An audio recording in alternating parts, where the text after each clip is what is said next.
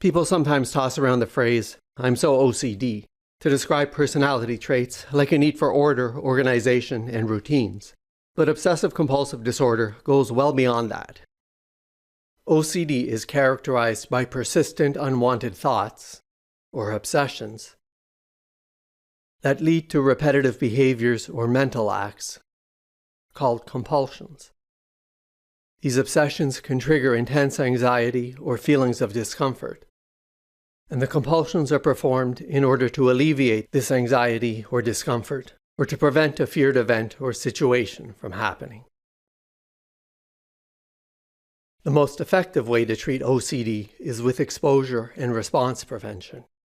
ERP involves facing fears or obsessions, the exposure part, without engaging in the compulsive behaviors or rituals that typically follow, the response prevention part.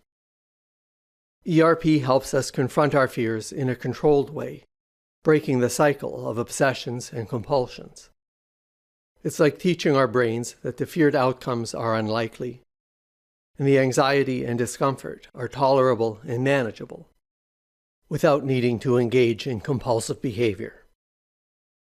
So we're going to look at some general descriptions of how ERP can help manage 4 main subtypes of OCD, and then we'll learn how to practice ERP in more detail. So this was an example of ERP for contamination-based OCD. With responsibility for harm-based OCD and checking compulsions, we might find ourselves constantly worried that we left the stove on, and that it could potentially cause harm, like burning down the house. With ERP, we would deliberately resist the urge to check the stove repeatedly after turning it off, and learn to tolerate the anxiety that arises without going back to check. By doing so, we teach ourselves that our fears are exaggerated, and that we can tolerate the anxiety and uncertainty without resorting to compulsive checking. With symmetry, order, and arranging OCD, we have a compelling need for things to be just right. And we feel discomfort or unease when items aren't arranged precisely as we think they should be. This discomfort is alleviated when objects are organized symmetrically or in a specific order, providing us with a sense of relief and satisfaction. In ERP, we disrupt this need for perfection. We intentionally place objects in a slightly disordered fashion, and then resist the urge to rearrange them to achieve symmetry. And through this process, we learn to manage the discomfort that arises from things not being ordered perfectly, and to tolerate these feelings without the need to compulsively rearrange things.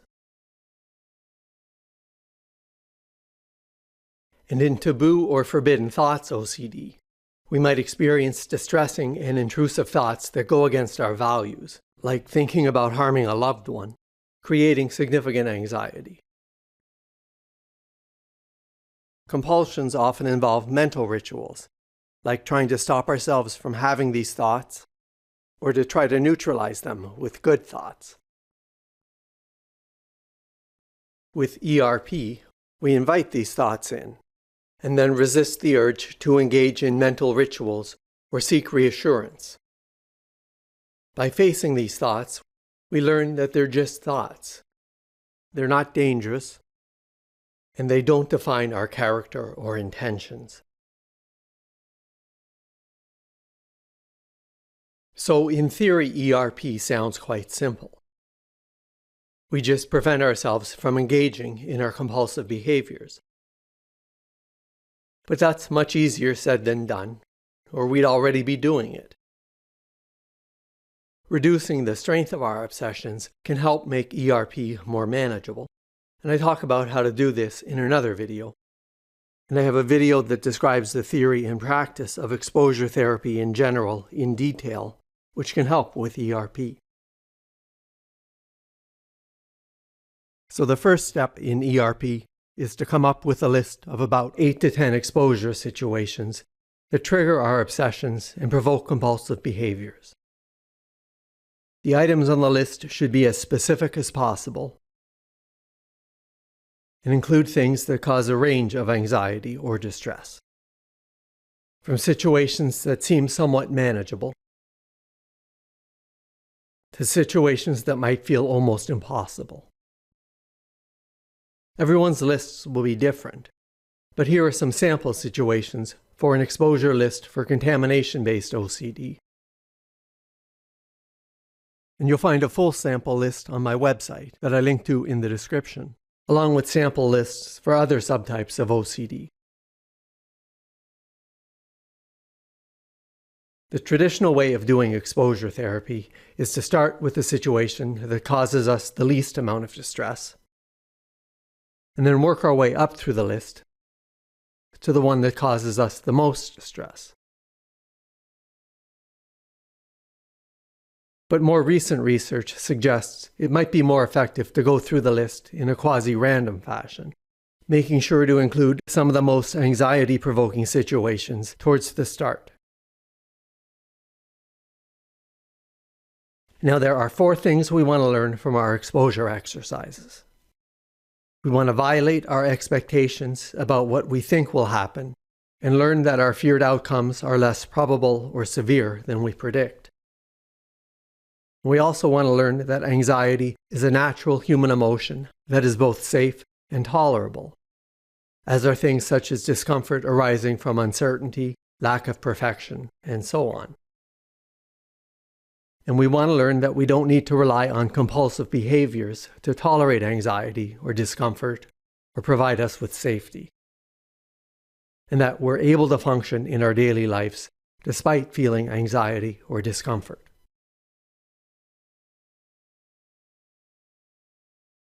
And for this example, we're going to use a high distress exposure.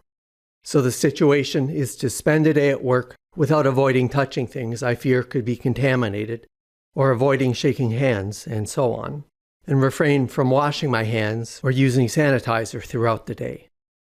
And then come home and prepare and eat dinner with my family without first washing my hands. So before starting the exposure, we ask ourselves, what do I expect or predict will happen? By not avoiding contaminated objects at work, I will bring germs home and infect myself or my family. What am I most worried about or fear the most? I worry that my family members might get sick because of my actions. Is there anything I'm worried I won't be able to tolerate? I'll feel guilt, anxiety, and intense worry about my family's health. And I won't be able to stand feeling this way, and I'll end up giving in and washing my hands. How likely do I think it is that what I'm worried about will happen, on a scale from 0 to 100? Then we do the exposure exercise, and afterwards ask ourselves, what happened during the exposure? Did my fears come true? Throughout the day, I forced myself to refrain from compulsive behaviors. I touched doorknobs, shared office equipment, shook people's hands, and even went to the restroom without washing or sanitizing my hands afterwards.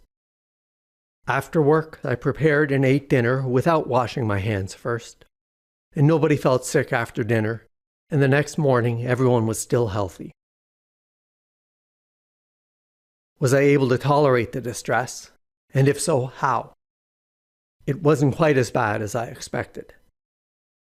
While some anxiety and discomfort arose, especially at the start of the exposure, every time I came into contact with something that might have been contaminated, and just before we ate dinner, I noticed these feelings gradually diminished without me having to do anything about them. I practiced some mindfulness techniques and acknowledged the anxiety, but resisted the urge to give in to compulsions. How was this outcome different from what I expected? I thought that not avoiding contaminated objects, and especially not washing my hands afterwards, would lead to someone in my family falling seriously ill. But everyone was fine, and there were no signs of illness. And what did I learn from this? I learned my fears were exaggerated. I realized that my anxiety, while intense at times, was tolerable, and I could manage it without resorting to compulsions. I learned my OCD tends to blow things out of proportion, and my anxiety doesn't always match the actual level of risk. The experience reinforced the idea that my OCD fears aren't based in reality. It showed me my family wasn't in imminent danger due to my actions, which allows me to challenge future OCD-driven thoughts more effectively. And these exposure and response prevention situations can be more effective when combined with the exercises in my video about obsessive thoughts and challenging beliefs that contribute to OCD. And these exercises can also help give us the courage to engage in ERP if we're finding it difficult to get started. But what if I do ERP and someone in my family does get sick? Well, first, we can't be sure they caught it from us. If there's an illness going around, they could have caught it from a lot of different sources. And even if they did catch it from us, people spread germs all the time and catch illnesses from other people all the time.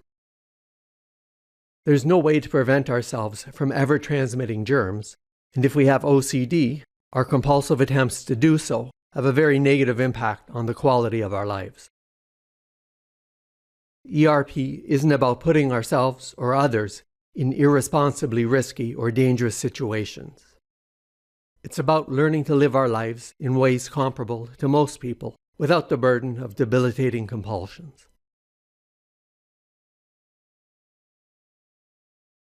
So now let's talk about what's often known as pure O, for purely obsessional OCD, which can involve taboo, forbidden, or unacceptable intrusive thoughts about things like violence or causing harm, sex, or religion, or fear of making mistakes. But instead of engaging in compulsive behaviors, the compulsions involve mental acts and rituals, such as neutralizing bad thoughts by replacing them with good ones, mentally praying, mental checking, and replaying things back in our minds over and over and over, analyzing thoughts to try to determine if we're bad people, or trying to control thoughts and prevent them from arising in the first place. So despite the name, pure O OCD also involves compulsions, but the compulsions can be difficult to distinguish from obsessions, since both the obsessions and compulsions take place in our minds. So a simple exposure could involve deliberately bringing to mind the thought of stabbing our partner, allowing ourselves to have the thought without trying to suppress it, and then preventing ourselves from engaging in mental compulsions by practicing mindfulness, just allowing the thoughts to be here without fighting them or trying to neutralize them. And noticing if we begin to engage in a mental ritual, and simply acknowledging this, perhaps labeling the compulsive thoughts, and then, as best we can, allowing the compulsive thoughts to float away, or to just pass through our minds like clouds passing through the sky. And if we start reflexively repeating a neutralizing thought or prayer, we can change some of the words to prevent ourselves from engaging in our standard ritual, which can help disrupt the connection in our minds between the obsession and our typical compulsive mental response. We might also feel that once we start having these intrusive thoughts, they're so consuming that we're unable to do anything else. So an exposure exercise could involve deliberately thinking about harming our partner while we're out shopping, and then, as best we can, preventing the mental compulsions, and learning that we are actually able to tolerate the anxiety and distress that comes with our obsessive thoughts enough as we go about our day that we can complete tasks. Exposures for intrusive thoughts can also involve writing out a detailed script of the feared scenario, and then reading and rereading the script, preferably out loud. Or even better, we can record the script